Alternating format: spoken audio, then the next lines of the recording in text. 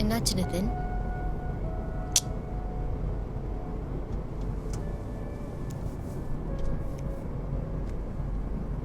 ஜுரம்லாம் ஒன்றும் இல்லையே.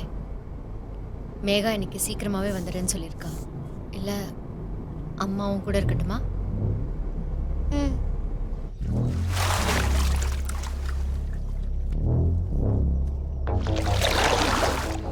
என்ன தேடுறாங்க?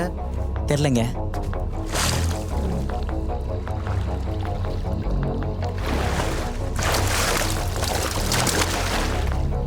அந்த பக்கம் பாரு.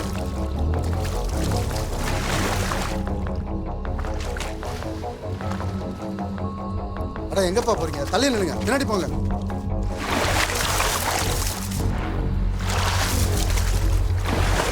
நல்லா ஆழமா போய் பாரு.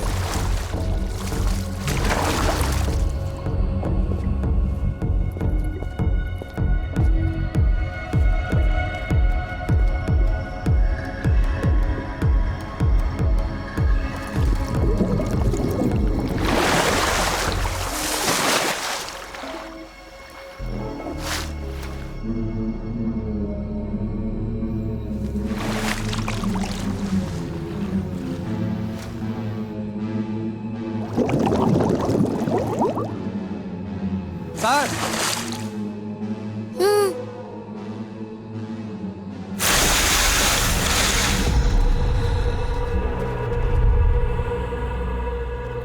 மீதி கீழே இருக்கு சார்.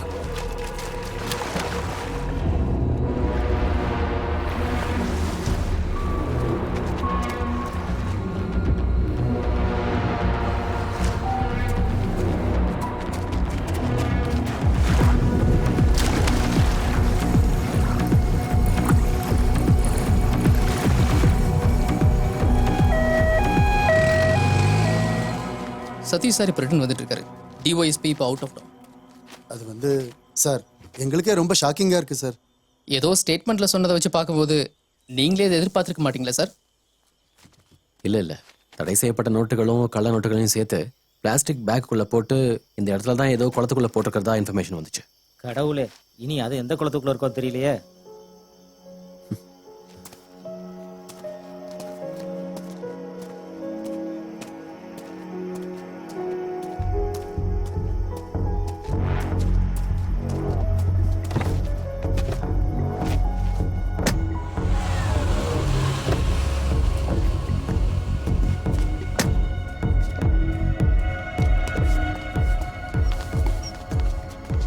என்னாச்சுடா?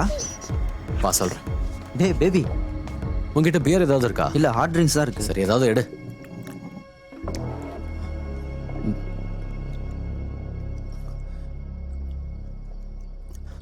டேய், ரொம்ப எங்களை டென்ஷன் பண்ணாமல் விஷயத்தை சொல்லு.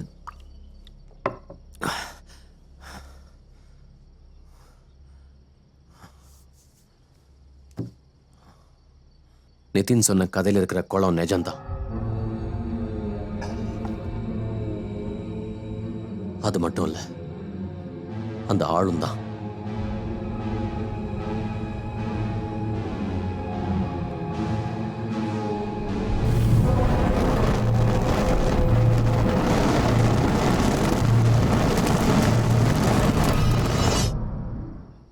டேய், நீ எதுக்கு அந்த குளத்தை தேடி போன?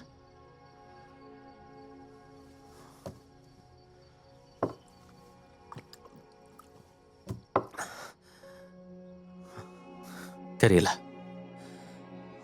அந்த பையனோட பிரச்சனையும் என்னோட பிரச்சனையும் ஒன்னா பின்னி பிணைஞ்சிருக்கு.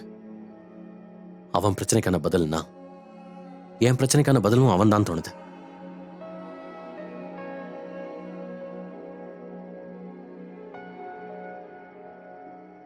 அத்துமீறி உள்ள போன போலீஸோட ஸ்டேட்மெண்ட்டும் ப்ராசிக்யூஷன் ஆர்குமெண்ட்டும் மொத்தத்தில் நம்பவே முடியல யோரான. காரணம் அன்னைக்கு சாயங்காலம் தான் சம்பவம் நடந்த இடத்துக்கு என்னோட கிளைண்ட் வந்ததுக்கான ஸ்ட்ராங்கான எவிடன்ஸ் இருக்கு யோரானர். அதுக்கான travelling tickets and CCTV footage எல்லாமே இங்கே ப்ரெசென்ட் பண்ணிக்கோ யோரானர்.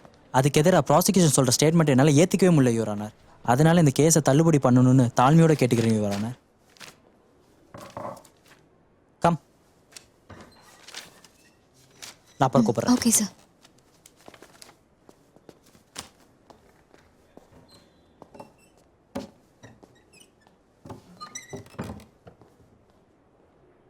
நான் காலையில் வந்திருந்தேன்.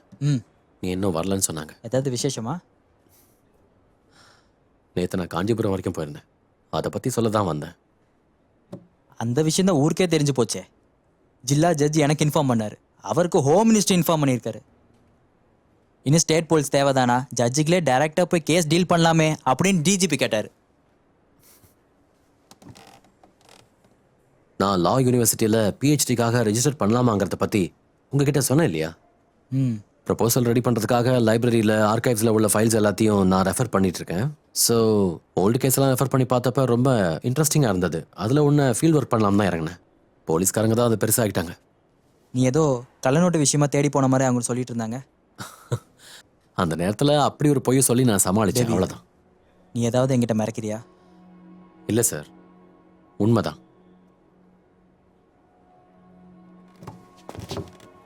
அந்த ரெஃபரன்ஸில் இருக்க டீட்டெயில்ஸை கொஞ்சம் அனுப்பி வை. நான் செக் பண்ணி எழுதி தரேன். அது 7 வருஷம் முன்னாடி நடந்தது. அந்த எலும்பு கூடு 30 வருஷம் பழமையானது ஃபாரன்சிக் சொல்லிட்டு இருக்காங்க. கிளியரான டீட்டெயில்ஸ் தெரிஞ்சுக்க டெல்லியில் இருக்க ஃபாரன்சிக் ஆந்த்ரோபாலஜி லேபுக்கு அனுப்பிச்சிருக்காங்க. 30 வருஷத்துக்கு முன்னாடியா? இது போக போக ரொம்ப காம்ப்ளிகேட்டடா இருக்கே பேபி. பத்தாக்குறைக்கு என்னோட பாஸும் போலீஸ் சீஃபும் கேள்வி மேல கேள்வி கேட்குறாங்க.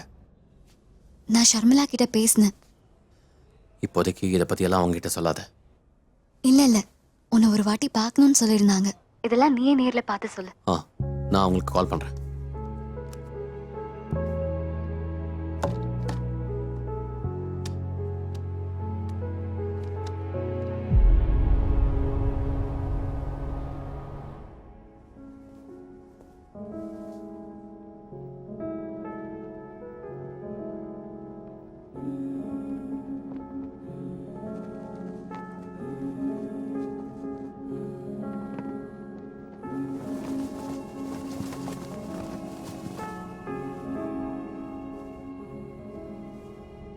எனக்கு உங்ககிட்ட சில விஷயங்களை பேச வேண்டியிருக்கு. என்ன விஷயம்? மிஸ்டர் பேபி, நாளைக்கு உங்களை மீட் பண்ண முடியுமா?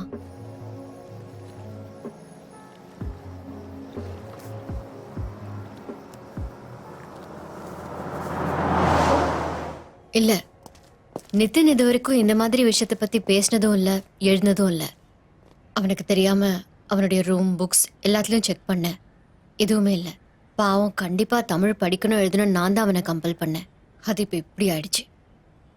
நிதினுக்கு க்ளோஸ் ஃப்ரெண்ட்ஸ் யாராவது இருக்காங்களா? பெங்களூர் இல்லை எங்கேயாவது?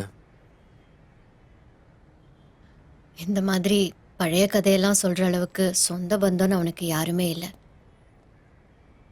சரியா தாலாட்டு கூட பாட தெரியாத ஒரே ஒரு அம்மா மட்டும்தான். என்ன ஆனாலும் இப்போதைக்கு அவங்ககிட்ட எதுவும் சொல்லாதீங்க. நிதின் இப்போ பிக்சர்லேயே இல்லை. தற்சமயத்துக்கு அப்படியே இருக்கட்டும். ஷாலினி சொன்னா தேங்க்ஸ். வக்கீல் வேலையை விட்டதுக்கு அப்புறம் இந்த மாதிரி சில்லற பொய்களை கொஞ்ச நாளாக தான் சொல்லிக்கிட்டு இருக்கேன். இது நிஜமாவே என்ன மேட்டர்னு நிதின் கூட பேசுகிற சில செஷன்ஸில் ஷாலினி கண்டுபிடிப்பா.